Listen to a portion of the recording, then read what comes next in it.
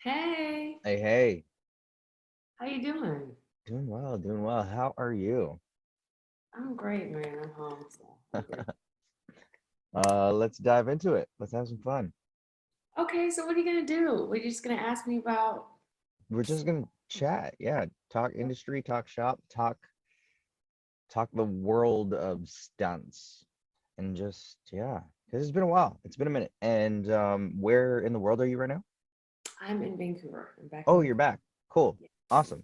Well, let's start there. Everybody, welcome to the Two Degrees podcast, brought to you by the Play On Foundation. Today's guest is a special one because we haven't covered this part of the industry yet. We've had with all the actors that we've had on here, and all the artists, we haven't explored yet the world of stunts, and I feel like that's sadly on my part also just a reflection of, or not a reflection, but like I just feel like I need to also do my job and shine light on this aspect of the film industry that still doesn't get enough attention, in my opinion. But everybody, we got Maya Mac, or again, we got to keep it diverse. Maya Macatumpag. Yeah. Ah, Hello, hello, hello. all right. Well, with that, let's start with there. So, you are born and raised Vancouver. Yes. Now, when I started in the industry in 2009 doing stunts in Toronto, it the industry itself was already very niche and hard to get into. What was it like in Vancouver? So born and raised in Richmond. I'm a second generation stunt woman. My mother was one of the first Black female stunt women in Canada. Um, and she was a stunt performer for 30 years. So Hmm. that's how I entered the business, and I entered the business very early. My first job was probably as a stunt kid, around 5 or 6 years old. A stunt kid. Yes, I what? yes. It's not a thing, but it is a thing amongst the community. Okay. Because there are characters in films, there are kids' movies where kids need to be doubled and do certain things, very minimal things like maybe falling or what have you. Hmm. But the times that they needed these small stunts to be done, um, they would tap into kids of stunt performers who were already athletic, training in various things that their parents were doing that were towards the field. And so that's how I got my first job on Smallville season one. Um, just crying, had to cry with fire around me. And Had to cry. So how close were you to the fire? so the fire was probably about 6 feet away from me, I'd say 6 to 8 feet. And it was a big blaze. Big blaze in a house, and I was supposed to be saved by Tom Welling or Superman. And that was my first gig, and that was my first introduction to stunts as a kid. I find that so fascinating because firstly with stunts, it's like your job is to willingly put yourself in harm's way in place of the principal actor. So as a kid, now I'm thinking in terms of permission, Yes. assuming, because your mom was involved and she was the one that got you in, she gave the consent as your guardian to be like, yeah, no, she's fine being close to But the. but I will say this: our job in stunts isn't to put ourselves in harm's way. It's to figure out the action that's trying to be conveyed and to do it Mhm. in the safest way, actually. And Okay, yeah. so and so it's not like I say to people, it's not being a daredevil. We're not here being evil Knievel just taking risks. We're Hmm. taking calculated risks. So a lot of it is a lot of rehearsal. A lot of it's very similar to it is being a professional athlete. It's training, it's timing, Yeah. and it's knowing all the factors. So my mom, knowing all the factors and everything, when she did put me up for that first job and when I was a stunt kid, there were no scenarios that would have really led me to harm's way, I would say. They were Hmm. just situations where I would be more comfortable growing up in movement and doing different kinds of things, whereas some actors just aren't even exposed to those different kinds of things and different kinds of movement. I think for me growing up, I was under the impression, especially with kids, that they did all their own stuff because of the movie Kick Ass. Okay. Because Chloe did all her own shit. For the most part, some kids do She also stuff. had a stunt double. I don't know about her specific role, Yeah. but for a lot of the child actors, they have either child stunt doubles or adult stunt doubles who are just smaller. So Okay. for me, I doubled a young man, Keith Williams on Good Boys. Okay. Yeah, and so that's what I did for a whole movie. And he was about 12, hmm so a lot of Now, young stunt women double young men. now, when I came to Vancouver, um, it seemed like, in comparison to Toronto, especially at the time, this was like 4 or 5 years ago. Wow, I've been here that long. Um, the industry here seemed to,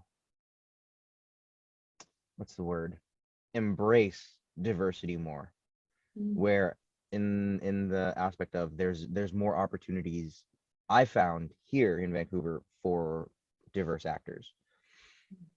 What's how's the state of diversity within the stunt community? I'm so glad you asked that because I feel like as a department and our industry in general for stunts, it is lacking and it is very behind in terms of Hmm. diversity.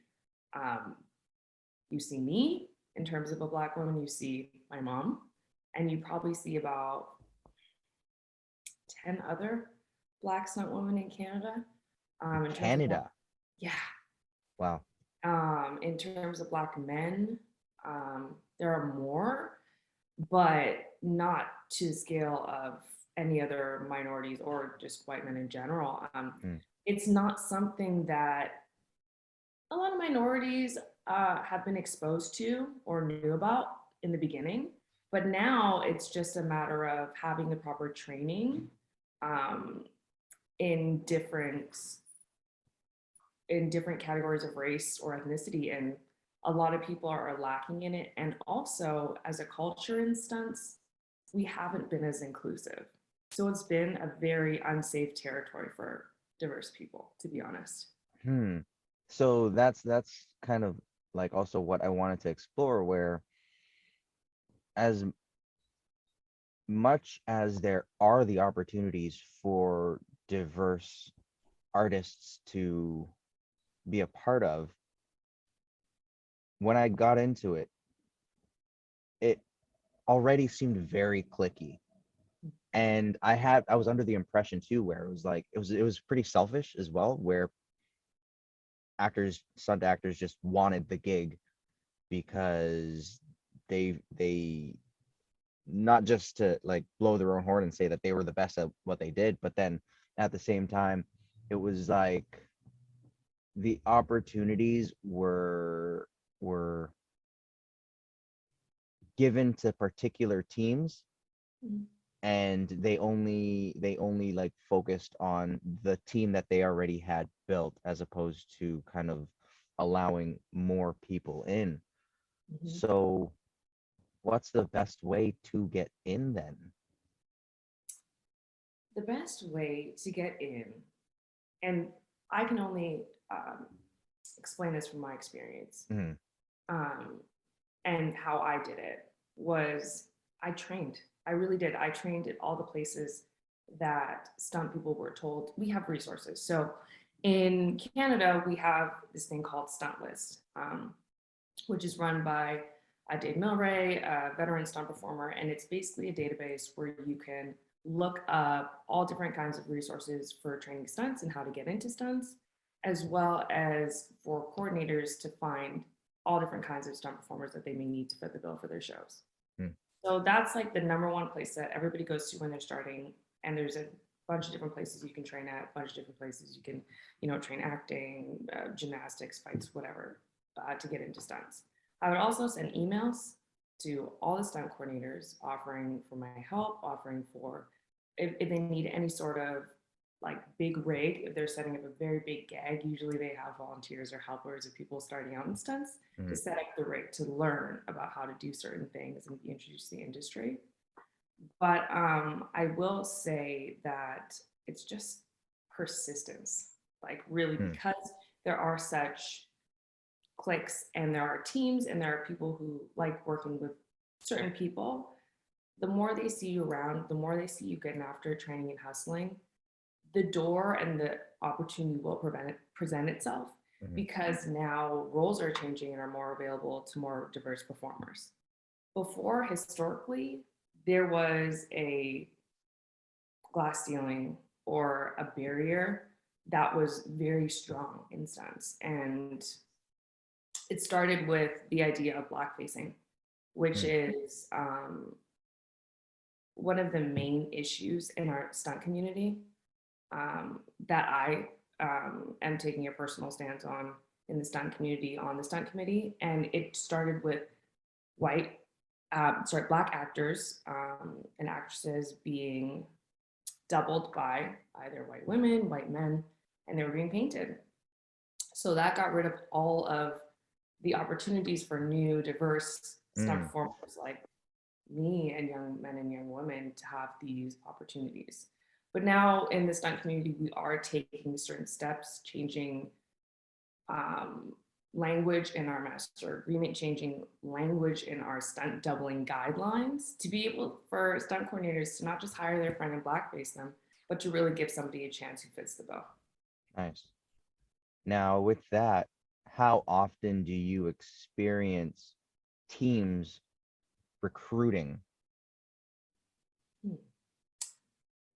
I will say in the Vancouver stunt community in particular, we are now running these actual workshops that are focusing on certain groups that we're looking for in the industry.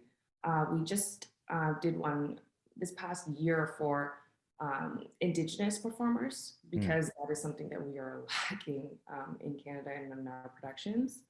And that's something that we'll continue to do, and our Vancouver stunt community is taking the onus on doing. Yeah. But outside of our workshops, and we also had a motion picture driving course for BIPOC members, and as well as female members, that was run by Zendara Kennedy and Gaston Morrison in Vancouver. So there are some really, really cool things this last, say, 2 or 3 years that have been introduced in Okay. terms of recruiting diverse performers.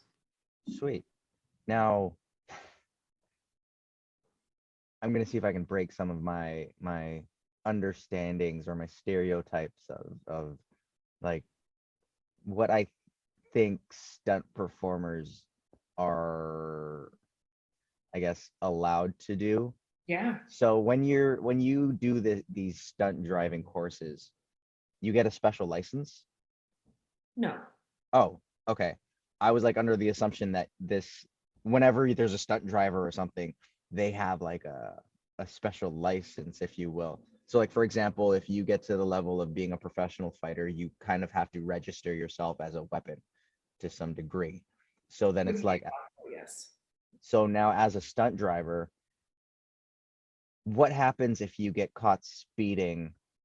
Like, so there's no way to talk yourself out of it. Like, oh, I know I took this turn aggressively, but here's my stunt driver's license.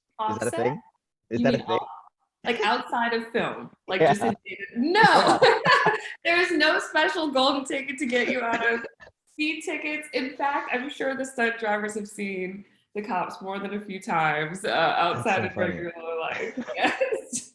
Okay, so how, and then once you do this course, because I've also been interested in taking a course like this, just because when I get on set, myself as an artist, as much as I would love, to give an opportunity for a stunt actor to take my place, I'd also love to be able to do it. So then when I or if I do this course, when I get on set, do I need to like show them a certificate saying, "Oh, I took this course. I'm able to do these stunt driving scenes." No, because especially in stunts, it's with fighting, with any specific skill, you're gonna have to have trained it for years, and somebody's gonna Mm, have to vouch for you. okay, Um, okay.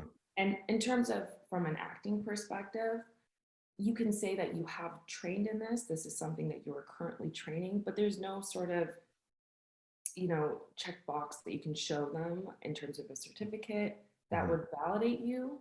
It's just a matter of like the time, the experience, and people seeing you do these things. Yeah. And you can't just do one course and say that you're a precision driver. Like Mm, it's just it doesn't happen in stunts, and I would never want that to happen because there's a difference between being on the track and being on a film set with crew coming mhm. behind you when you're resetting with cameras, equipment, with lights, camera, action. That's a completely different setting. So you need to have that proper experience. And for me, as somebody who is just getting into stunt driving, precision driving, I'm a baby, and I've done 3 courses, but that doesn't mean anything in terms of some of the veteran stunt performers. They may not have like a certificate, but they can drive semi trucks. They have their class, 6, 7s, 8s. They have um, years of experience on set driving all different kinds of vehicles, and Mm. they have they can basically drive anything, drive bikes, they can do whatever. So it's a loaded um, question in that Yeah. sense. Now, you mentioned training, that you've done a lot of training. When I first started to, especially like principal acting, there was, and I'm sure a lot of other actors were or are guilty of it as well, where there's a little area on your resume for special skills, Mm. and every now and then there'd be a skill on there that you don't really know. you know so it's like now in the world of stunts, like you really can't bullshit it. So go down your list of what you can do. Yeah, I'm a fighter. I fight all different kinds of martial arts, weapons, knife work, and staff. That's what Mm, I particularly love and do on film all the time, and sword on in film. Wire work extensively, mm. fighting and flying. That's been my career since day one. So how does how does one, I guess, find these courses? So because when I started, I got in through fighting, so I wasn't, you know akin to the whole wire world and all that stuff. So then I had to learn all that. So then where would one go um in Canada? Where's the best places in Canada? For fighting, For all the different aspects of training that you've done? for all the different aspects of training, I've done training at when we used to do M1. Dan Rizzuto ran it. It was uh, in a Santo, hand to hand knife training. That was some of the best. It's not offered currently. I did trampoline with Daryl Sheeler at Club Aviva, Oh, cool. specifically for stunts and air awareness, which was amazing for air awareness. And just before I even got on wires, and when I was getting on wires and doing different things, just knowing where I was at safety wise. I did mini tramp with Yolan at Cameron Rec Center, and I did Gung Fu with Kirk Jakes, really starting um, for film fighting. That was Gung amazing. Fu. That's Yes, awesome. yes. Oh man. So And sorry, Tung Wudo. That's where I started martial arts when I was 5 years old, and that's where I got my black belt. in your opinion, what's the best training to do to learn to fall? Mm. For me, there are 2 things: Hmm. martial arts break falls. But like Um, which specific one? I'm curious to know, in your opinion. hmm. I'd say it would be my break fall training. in martial arts. Specifically a break fall training Yeah, one. Okay, absolutely. Because you need gotcha. to know where your head is, you need to know where your chin is tucked, Hmm, hmm. and that's everything to prevent concussions long term, which is a Yeah. huge, huge issue in stunts. Do you have any opinions on the state of martial art representation in today's film industry? Because back in the day, where especially when Muay Thai was starting to get big, Mhm. people didn't quite know it. So then now you have Muay Thai enthusiasts in the audience, and it's like, oh yeah, they say this is Muay Thai, but then in reality, it's like a very poor and rough form of kickboxing, or like you'll see it and you'll be like, they're clearly doing Taekwondo. Mhm. So when it comes to the accuracy, where do you land on like the evolution of it, and what's the state of the martial art accuracy today? It's funny for me because as a martial artist, I still look at things through a very film perspective. And Hmm, having, friends who have, created these movies and concepts and brought all different kinds of martial arts to life in these films like John Wick, and hearing their perspectives, we get to play. yeah.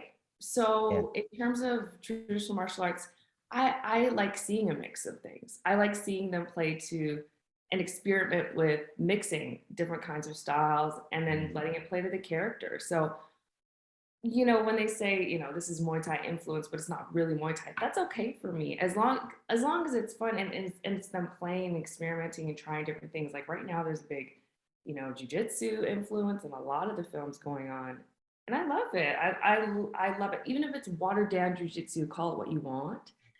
It's we're starting to play around with it in films and do it right and make it look good. And when it's Yeah. shot well, it makes me happy. When it's not shot Mm, well, yeah. Yeah. that's my pet peeve more so than playing with the movement. You know? Now, from your perspective as the artist in front of the camera, what do you think is important to note for like DOPs who are doing it for the first time, or your cameramen that are doing it for the first time, and how do they help get the shot that you're trying to perform? Just communicate with us. Mm, Um, Sometimes like there's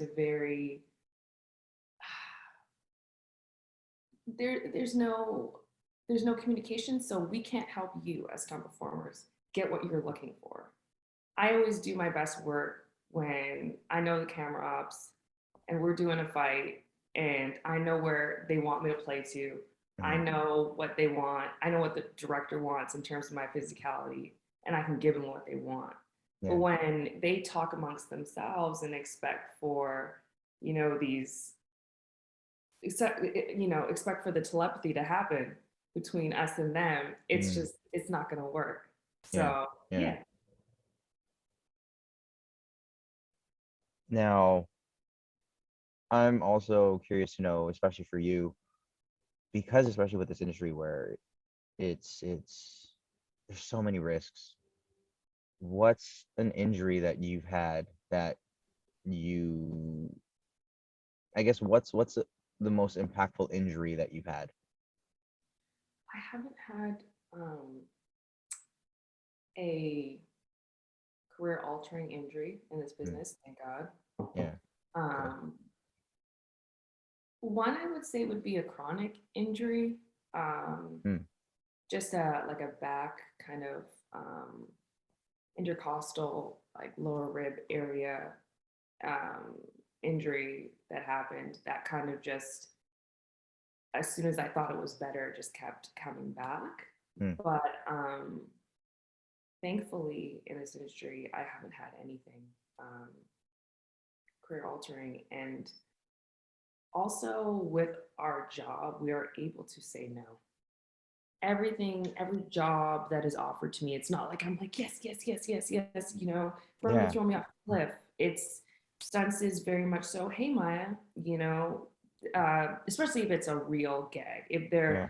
If it's not just like running and falling on a Wednesday. Like if it's like, hey, like we have a descender coming from the top of a building and you're going to be on fire, they're going to tell you, and we're going to rep it and we're going to rehearse it. So they say, hey, are you available to do this gag? You can say yes or no.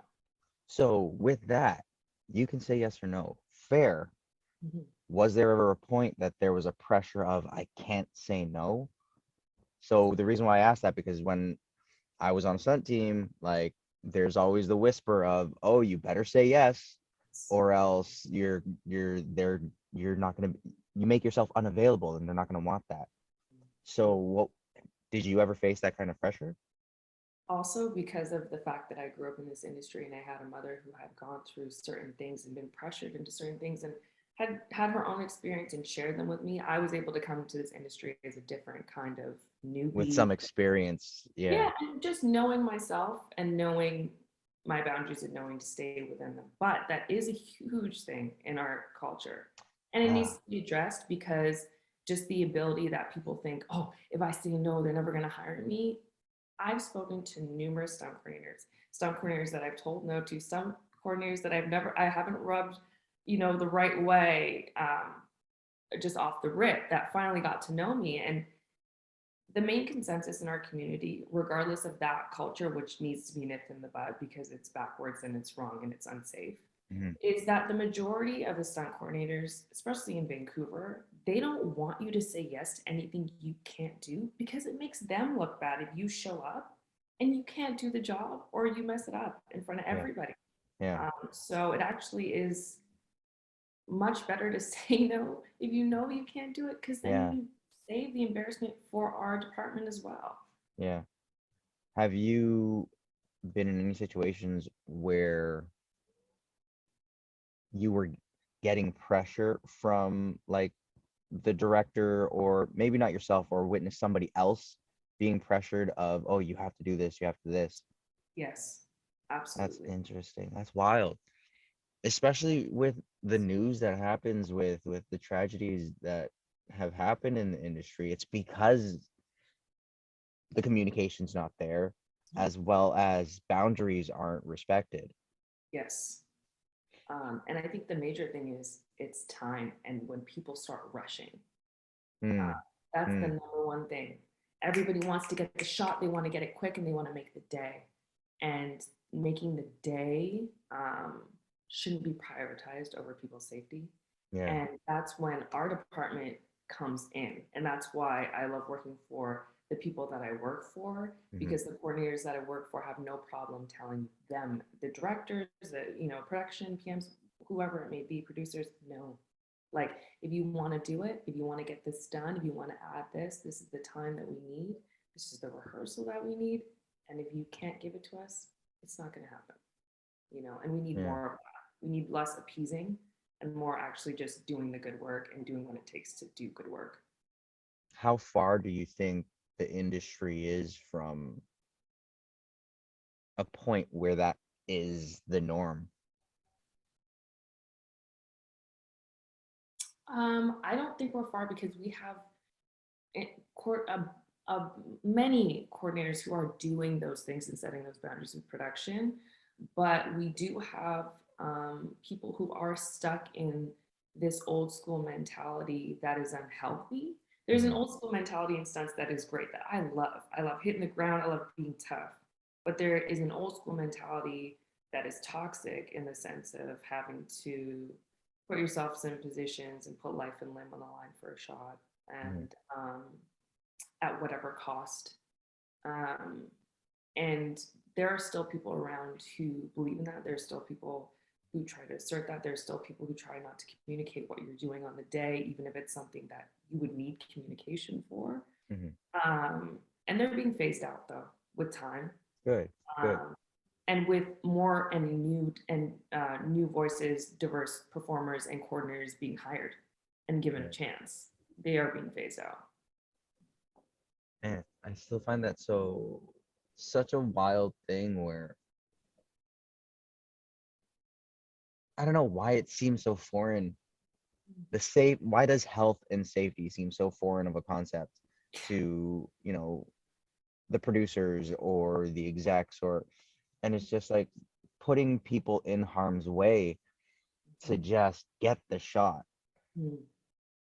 where they'll put so much time and consideration in who the talent's going to be, in finding locations, in crafty, in and it's like, stunts just doesn't get that respect of time. And we want to help. Like Yeah. that's literally our job.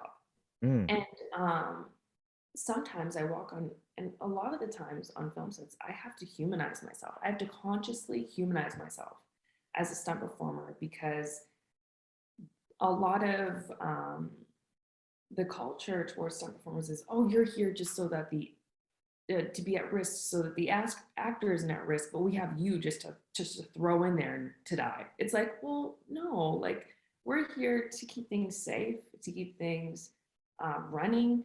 To I apologize for falling in that trope earlier where that's where my mind went. But the way you explained it, yeah, it's about safety. right, it's about safety, and they cut our resources first and foremost sometimes when they need cuts, and it's like, yes, short term you're saving this money, but long term, you're just cutting out for our legs to be able to really help you guys, help the actors. I mean, half of my job is training my actresses, my actors, and really like showing them how to move in a way that looks great on film, one, and two, keeps them safe and Yeah. lets them go home without having to have an ankle twist for no reason, and things like that. So yeah, it is a sucky trope, but I feel like that's why I make an effort on set to go right up to the AD, say, hi, I'm Maya. They know, because sometimes they don't even want to address us, and they keep us in this bubble. And until they know you as a person, then they care. So I Wow, always have to do that. I always have to be like, hi, I'm Maya. What's going on? What's the shot? And make sure I'm present. that's crazy. Mm-hmm. So back to like training and stuff like that. Do you do you think that there's like a more important aspect to stunt training? I don't know if I'm phrasing this correctly, but for example, as much as it's so effective to know a martial art, to know how to throw a punch, Mm-hmm. I know people who have done stage combat who can throw a so much more convincing punch Mm-hmm. based off it. So, like, in your opinion, what's more important? Let's take boxing, for example, or how to throw a punch. What's Mm-hmm. more important, stage combat or boxing as training? It's so funny because to me, the most important is knowing your space, because you Mm, know how to throw a punch, but we don't throw real punches in film. yeah. So all of film fighting for me has been a dance. It's been spacing and like knowing how much distance is between me and my partner that I'm dancing with when I throw certain things, or else everything that I've trained, it doesn't matter. Because if there's too much space, you can see that it's fake. And if there's not enough space, I'm literally punching another actor or a stunt performer. Yeah. Yeah. So for me, you can train, but it's how you train boxing, it's how you train stage combat, Mm, being aware of the dance. mm, Because that's the biggest thing, actually, the biggest background that I pulled from. It's my dance background in mm. stage combat and film fighting. That makes sense too, because it's the choreo is the most important aspect of it. Mm-hmm. And so being able to keep count when you're learning, a routine, um, is pretty important. And the Yeah. best actors that I've worked with, in terms of the ones that can just go in, pick up a 30 beat fight, 40 beat, 60 beat fight, and just do their thing and make it Mm, look good, a lot of them have had backgrounds in dance, and they've yeah. been able to pick it up in a second because they know choreo. And then they're able to just focus on translating the movement after that because it's so easy. What's the longest sequence that you've ever done? Probably 60 beat fight. 60 60 beat beats. fight Huh. on Ben Housing with a knife against probably four mercenaries. Yeah. Um, it was awesome. And then how long did that fight sequence last? Um, say like 2 to 3 minutes. Okay. Mhm. Damn, that's a long time. That's really cool. Um, Earlier you were talking about your chronic injury that you sustained. How versed are you with like anatomy and physiology? I wouldn't say I'm well versed, but thank God that my in-laws are, my family is, so it helps. Fair. Because again, like when it comes to this as an art, there's so many other aspects to it, and just being more knowledgeable of your body and how your body moves and what your body can do when it comes to its limitations versus your own psychological limitations when it comes to it. What's something that you learned about your body, or I'm pretty sure you learned so many things about your body within this industry, but what are a few things that can come to mind that you learned about yourself through this? I'm a better performer when I am flexible. Hmm. Okay, fair. Yeah. I really am. The best shape in my life was this past that I've ever been in as an adult was this past year and a half, and it was more so because of how much I trained my flexibility.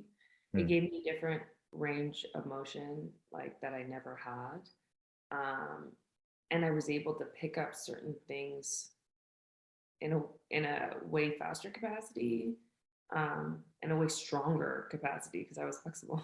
Yeah. Yeah. Wow. Now,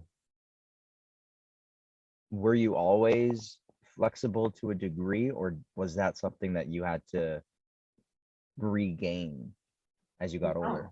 Hmm. no, I was not. I was when I was a kid. I was a dancer, but still not as flexible as putting my. I wasn't putting my foot up over my head and things like that. Hmm. I could do splits, but it wasn't anything crazy. But then I became a basketball player.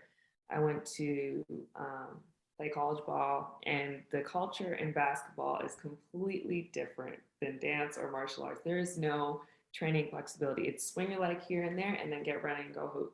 Yeah, yeah, So that really changed everything for me in terms of injuries. So as soon as I stopped being flexible and I got into basketball, after a few years playing in college, I started getting, real ankle sprains. My first ankle sprain. I didn't even have an ankle sprain until college yeah. Hmm. because of how much I trained my flexibility. And then when I lost it, my injuries came. So to regain it, it's been hard, and it took at least like a year to even get to a space where I was not like sweating and just Yeah, totally uncomfortable training flexibility. But it has been so impactful. yeah. Oh, it's I find it so funny where it's like my parents put me in everything to kind of keep my body mobile and limber, and it's a regret for myself where it's like I feel bad that I didn't take it more seriously. That and that and piano. It's like I wish I because I just thought I don't want to do this. This is stupid. And now that I'm an adult, I'm like, man, I really wish I stuck to that. I really wish I stretched more and all that stuff. That's Uh, all I would say, honestly. mhm, Honestly, especially being a pro athlete as a stunt performer, you mhm. don't know how many years you're going to be thrashing your body, and regardless, you need to be able to be in tune with it too. And I felt like when I was more flexible, I was more in tune with my body too. So I Mm, knew like what I could do and what I couldn't, yeah. even more so. So I'm glad you said that and being in tune with your body and you pushing your body to its limits and all that stuff. I got a question for you. Mhm. See if you're gonna pass this. But what's the most important day at the gym? What's the most important day of the gym? Every day is important at the gym. No, there's a specific day. There's a specific There day. is. I wouldn't know. It's rest day. Oh, that's not a day at the gym. But that's the thing where it's like it's when it comes to like your workout routine and all that stuff, a lot of people they just push themselves to the limits and not understanding that their body does have a limit. Unfortunately, our physical selves cannot keep up with our mental. Yeah. So with that, what does rest look like for you, or when do you know you need rest? Oh, I know right away. I Mm, know when I'm pushing it right away. But I think that maybe it's because of how just the extremes in our business, yeah. whether it be the crazy hours or when you get into a routine of training. As soon as I feel like I need rest, it's a whole day of me genuinely resting, and then I'm always doing things though actively when I'm training though to help myself balance with the rest, even though I may not be sleeping. Yeah. It's infrared saunas, it's floats, it's RMT, it's IMS. Mm, So like even though I'm not just laying down, I'm yeah. resting my body in certain ways, which you need to, or else you Mm, can't even train to the capacity that you want to. yeah. No, agreed. That's it's so important because like especially when it comes to improving certain physical skills, it all grows within that rest period. So I think it's one of those important lessons to not lessons but important it's a skill set. To rest properly is a skill set. Mm-hmm. And to know how your body rests is also important. Where especially with Instagram, I think fads are so much easier to fall into, where those fads don't aren't specific to your body. Mm-hmm. And so how did you come about learning how your rest looked like? Trial and error, Hmm. honestly. Really trial and error. Until I actually like tried different things, I didn't know what would work for me. Hmm. I have some friends, they go to floats and they're like, this is not my thing. I'm claustrophobic. I don't want to be in a pod, and for me, it was like, this is a place that I can completely, turn off my phone. It's completely quiet. I Yeah. have to get into a meditative, prayer state and just unwind completely. And then I get to Hmm. be off my feet. So it worked for me. Yeah. And it was a recovery place for my mind and my body. Um, Is there a Saunas. float spot in Vancouver? I've never actually even Yeah. looked. Yeah. There's a few. If you just go to like Mind Body online, like that app, you can literally look up Float Spa, or even on Okay. Groupon, you can just look up Float Spa and they'll have ones that you can check out in your area. I didn't see any. I get all my massages from Really? Groupon. So many. Yes, you got I, to try it. It's the okay, best. I'll look for that because like yeah, I'm trying to take more advantage of like my benefits, my health benefits and all that stuff. Yes. And it's like but I just want to go to Groupon. I feel I feel like that's the best bang for your buck because Yeah. they tell you what you're gonna get. Mhm. And I hate getting recommendations and then I go to the place itself and I don't leave, you know, completely satisfied. Yeah. Well, yes, this is true, but you have to try it or else you don't know. And honestly, if you get your receipt from those places, then you can just submit it to your healthcare spending account, Yeah. even Yeah. after. I feel like such an adult when I do that. I know, but it's so good because I like saving money. I'm half Mhm. Filipino, I'm Asian. Okay, I like saving money. It's a thing. I feel that. No, but it's just like now in the world of do you feel like a grown up? I don't feel like I'll ever feel like a grown up, and I think that's a good thing. You And know? but it's so it's like I think that is probably my favorite part of growing up. Whereas just I just recently did it. I hate taxes. Having to Okay. do taxes is a bitch. But Ooh. when it comes to like submitting things to my insurance company, it's like, yeah, I should be better at this.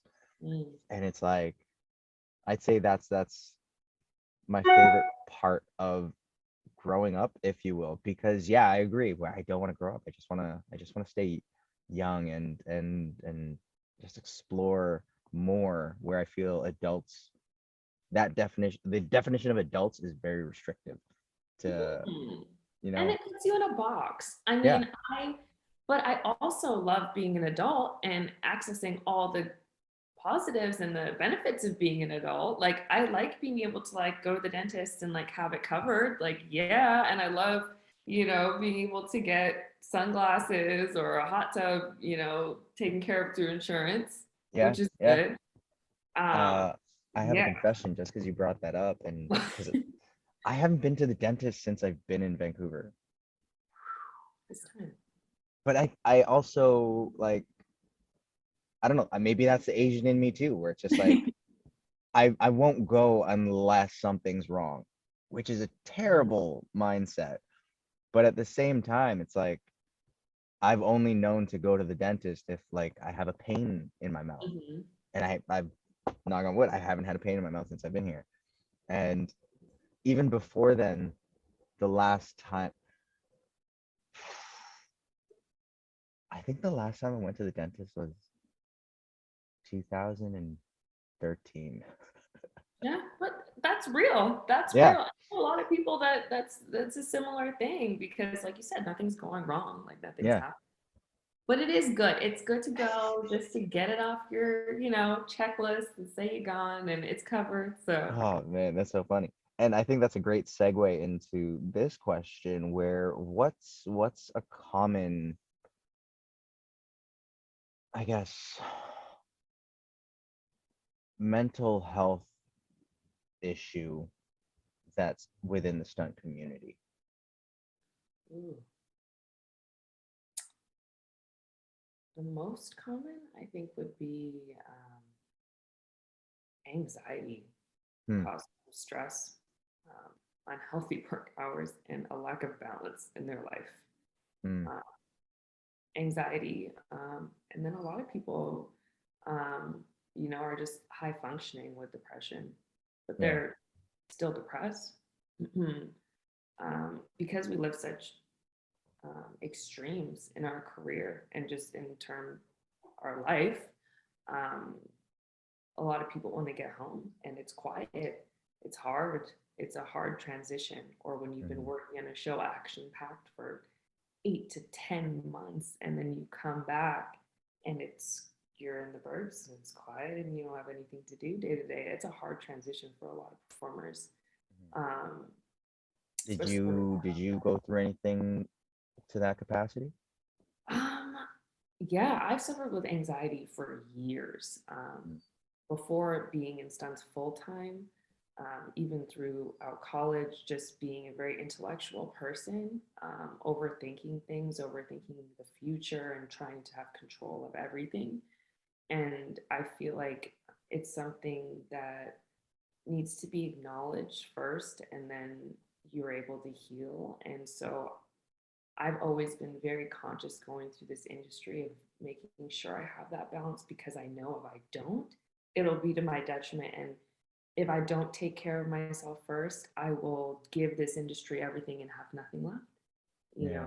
to come home to. And I think that's so important for people to hear because you want to always say yes, you want to always be available. It's very fear based. It's very, you got to take this. You never know when you're going to have the next shot, even if you're not prepared or healthy. It's just second, everything's second to the job. And I Hmm. think that you have to be first, or else I've seen people wither away. I've seen people lose their marriages, their attachment with their children, and they've looked back on it and they do have regret. And I never want to go and look back on a career in an industry that I love and have regret or resentment. Yeah. Hmm. Now, did you always have that mindset where it's like the the job comes second, or did you have to learn that? Um, in stunts, I always had that mindset Hmm. because of the example that was shown to me from my mother, who, at a time, stunt women, if you had children, you were written off. Um, Wow. you obviously couldn't do the job because you're too going to be too busy taking care of your kid. Your body was going to change and you'll never be the same. So, but my mom had no problem. accepting that and still starting a family. And, Hmm. her career turned into what it turned into and wouldn't didn't flourish the same way because of the times that she was in. But to see that example of no, like my family was first, regardless of my career, and her genuinely being happy with her choice and knowing that that was what was best for her, that set an example for me going into the industry, which we had a talk with before I went full time into the industry. Her being like, And when was that? that was 5.5 years ago. Okay. I graduated from college and I was like, I'm going to pursue this full time. It's the only time. What'd you take in college? I was pre law, Okay. political science major. And Is like, now was that because that's what you wanted to do, or just that was the option that you just were sent in? no, it was always what I wanted to do from day one. It was, Wow. uh, wanting to critically think about things, argue about things, Yeah. just pose the other side. It really was always what I wanted to do. And I thought it Mhm. was going to be where I was the most impactful, but I also, I think, was going to burn out if I went straight to law school. So I was like, let me try the film industry because this is the only time in Mm. my life I'll be able to truly go after this and see if this is for me. And that was a talk that my mom had with me, like, okay, that's fine, like you'll know if you like it once you eat shit. You'll know, you'll either smile or you'll be like, I don't want to come back. And I ate shit and I smiled and I got up and I had so much fun and I Yeah. loved it. But she said, you have to be you still and find your path properly, so Wow. a gift. That's fascinating. And I think that mindset is a testament to the success that you've had and the places that you've been and traveled to work, where I feel like an artist's potential doesn't really get unlocked until they realize that the job comes second. Because like you say, like I've also witnessed people wither away and burn in the light where they put the job first. And not only does that put pressure on them as a person, but it also puts a pressure on them as an artist, because now if they marry themselves to it, so then it's like if they're not successful in their art, that makes them an unsuccessful person. And so it's just a wild realization that I've had, especially doing this podcast and talking with so many actors, where they've taken that step back. And I'm glad that I've kind of been fortunate enough to surround myself around particular actors who have adopted that mindset, because it's iron sharpens iron, where it's helped me also take that step back. So with that though, like I guess, who are some, other than your mom, like who are some stunt actors that you emulate after? Oh, Duandis Candace. She's an American stunt woman. She runs actually Stunt POC. She created a database so that stunt coordinators could find diverse performers of all Mm, ethnicities and races. So she's one of the coolest. She's OG. She's doubled Queen Latifah and some of the yeah, coolest, biggest names in the game. yeah, And other stunt women, Janine Carlton, Christabel, so many, Kirk Cowetti, um, just there are so many, Dan Rizzuto, uh, Aaron Toney, hmm, like he's the Falcon stunt double, Mr. Marvel. He's like a big brother to me and a mentor and somebody that who's really shown me a lot. Larry Lamb, Mel Stubbs, I can go on. Like I love. what's a piece of advice that somebody has given you that's stayed with you? Um, oh, I'm sorry, Maya and Jeff Aro. They're people who um, are good people, Yeah, yeah. and they gave me advice. They said, you know, um, you can be whatever you want to be in this industry. Mm, Like you truly have control over your path. Like I speak it every day. I believe for it every day, and you know even though something may not fit for me or be not be for me, or I've had to say no to something or draw a boundary, and I've, you know, for in the moment felt like, oh, like I've missed out on, like, wow, I can't believe I said no to that, but I just couldn't do it. Oh my God, what have I missed out on this? Mm. All those moments where I've been able to draw clear boundaries or say no to something that wasn't for me have made room for um, the biggest, best things that have ever happened in my career. So, Yeah. Have you had an opportunity to double for somebody that like you always looked up to within the industry? um, in terms of actors, Yeah. hmm, um, We can't, I is it we can't say that yet? Is that what where the I hesitation can't is? say that yet. Okay. Sweet. Because it's also still about, and you mentioned before where it's like you're playing. So you wanna have fun when you're on set. And so I want to know if like you have any fun doubling stories that come to mind that you can share. Oh, there's so many. What I love about my job and being a stunt double in particular is getting to know all the different actors, and what they're trying to do with their characters and get to know them as women. Mm, I get to meet these, being and growing up in Vancouver, you don't see a lot of Black women in general. I'm a token of a lot of things. mm, So being able to go on a film set, and to go on a film set, I'm probably the token of a lot of things as a Black woman. But like being able to have an actress that I'm doubling, I know there's going to be another Black woman there that, you know, can see me and will be able to relate to some degree, and it's so wonderful to be able to work, um, to be able to work with them. But one of the most fun experiences that I've had have been like the ones that I don't expect.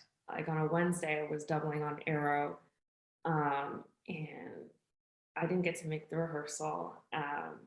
And so I show up on the day, and Eli Zukadakis, awesome stunt coordinator, he's like, "Hey, Maya, you're gonna go up there and you're gonna zip line and descend down from the top of a building through an explosion."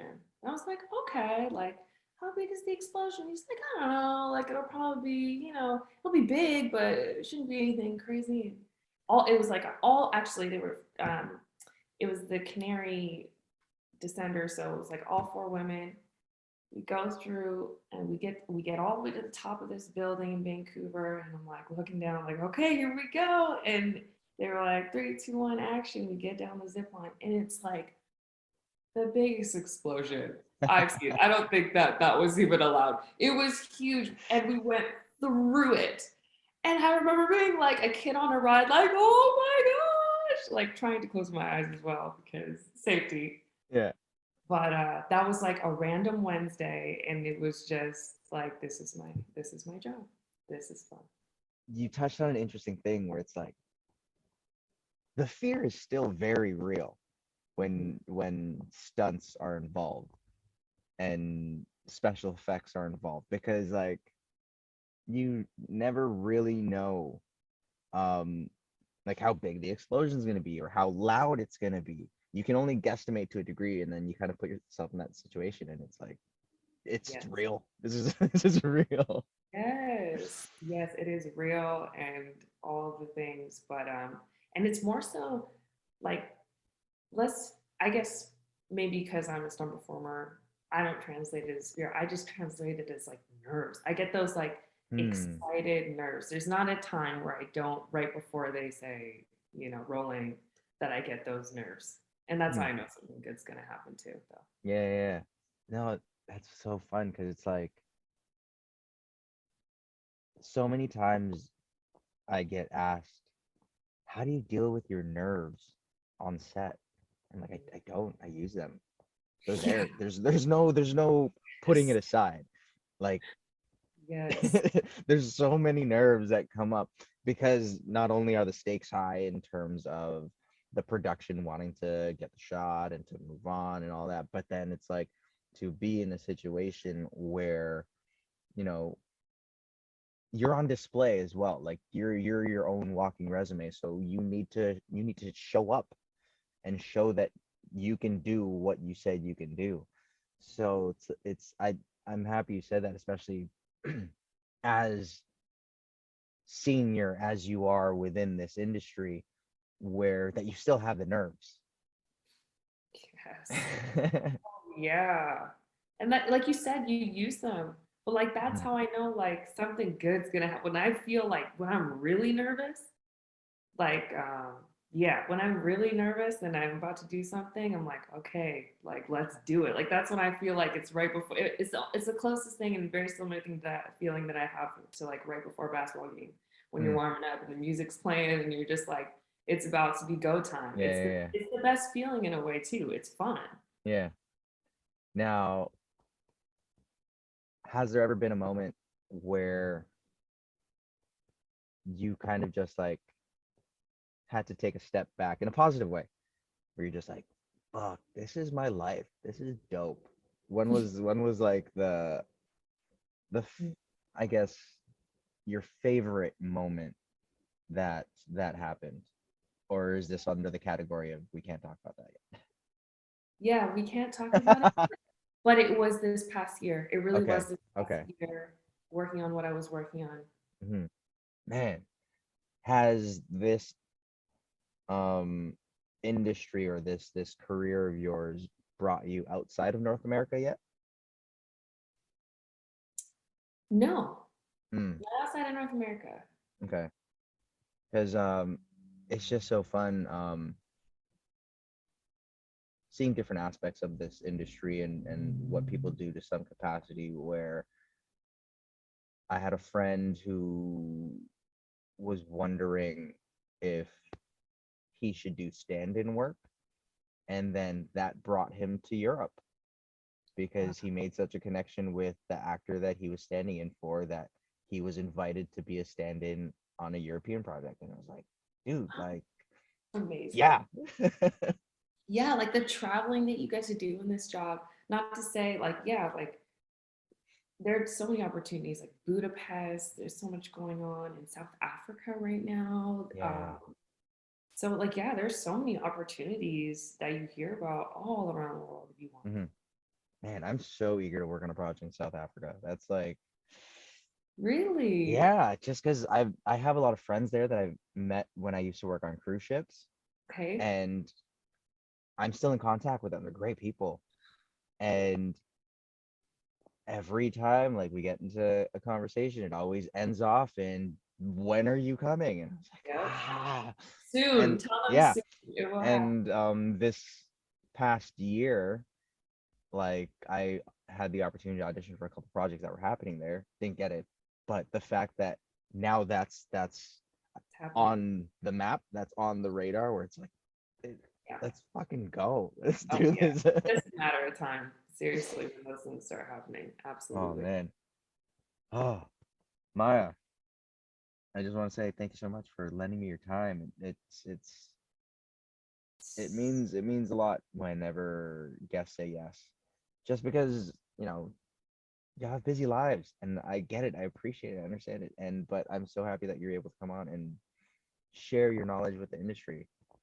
Thank you so much for having me. Honestly, it was so interesting that you were reaching out to me because when you were reaching out to me, I had it on my heart like, okay, I need to start talking about my experiences and the things that I'm passionate about in this industry. So thank you for giving me the opportunity because it really is like aligned with what I need to do this year. So Yeah, no, for sure. And I was and it's so funny when people are busy.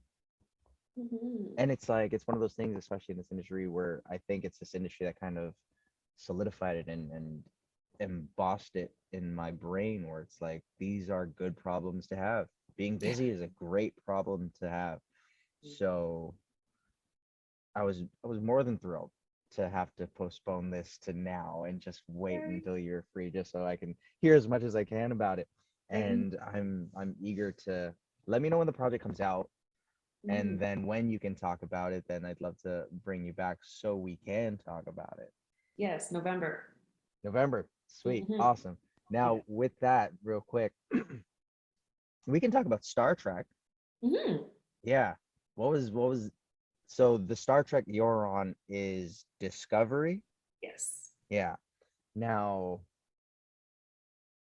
were you ever a Trekkie or into that whole sci-fi world? No, my dad was a Star Wars guy, so I was the opposite world. That's funny. And then what was it like when they found out that you were doubling in Star Trek? Oh, they love it all. They Yeah, love it yeah, all. yeah. Anything star, anything. They're like, that is so big. That is so cool. That's so funny. And it was the first Black female captain. Yeah, So it's history. I yeah. mean, Monique was amazing. So it was great. Now, has it made you any more of a fan, or are you still kind of just like the opportunities are there and I'm just grateful to be there type of vibe? I'm very much the stunt performer who is like all about the experience. Mm, mm, Like, I love seeing the end product. I love seeing like some of the things that the team has done and that we've created and whatever. But like, I really look back at shows and I think about like what it took to make them. You yeah, know, like the experience that like we had making them rather than like the final product. Because I feel like the final product is something completely different yeah, than what we experience like in rehearsals and on set. Like they edit it, they add and they make it that show, but like yeah. that experience is so stunts for Can me. you share any particular memory of that experience?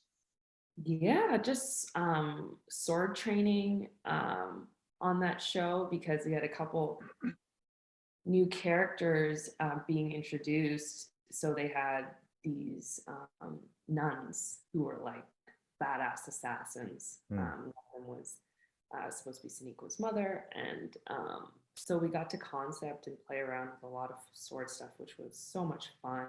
yeah, And I got to work with almost like a, you know, those people that you know through the grapevine that know all the people you know, but you've never met them. Dennis Fond, and he's just one of the kookiest, uh, funniest dudes around. And so we just, and he's a big Muay Thai fighter, Muay Thai guy. And sweet. so before we would rehearse, he'd be like, "Hey, Mike, get the pads," and we would just hit some pads for Yeah. like 30, 40 minutes. And it was just fun. It was just a great environment considering it was completely shut down in COVID in Toronto. To be Mm. able to like have life go on and be like training and doing stuff and meeting a whole new team was, it was, I was fortunate, really fortunate. Nice. Awesome. Again, congratulations with all your success and especially with that. But last question, just because you brought it up as well. Mhm. Um, what is your weapon of choice? And two, when it comes to, I guess, the flair of it, which is the weapon you go to the most showiest or the weapon that you can use with the most flair? Staff. The staff. Staff on for that for both answers for your favorite Uh, weapon as well as Favorite weapon? I think it used to be nunchucks hmm, as a kid, but now I think it's dagger. wow. And but for the first question, and then for the second question, it's staff, where you can Hmm. just show out and have fun. Yeah. Yeah, yeah. Sweet. Noted. I because like it's always one of those things where it's just like what I've been lucky enough to kind of been posed that question too. It's like what weapon do you want to use? I was like, Hmm. I think the staff is pretty cool. Let's go staff. Yeah, and because you can play so much with it, and you know it translates to so many other weapons. Like Hmm. if you can move around the staff, you can do some stuff. So Yeah. let's go. Noted. Fun. Awesome. Well, everybody, again, thank y'all for tuning in and listening to the wonderful Maya.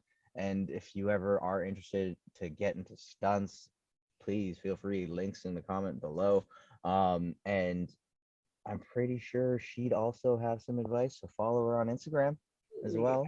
absolutely. And if, especially if you are a person of color, and because this industry just needs more diversity and that balance is coming. The balance is coming. So and that's also another thing I gotta give you praise for is congratulations on being in this industry and representing in this industry during this time, because your face is important to the fight that's happening in Hollywood for that equity, not even equality, that equity.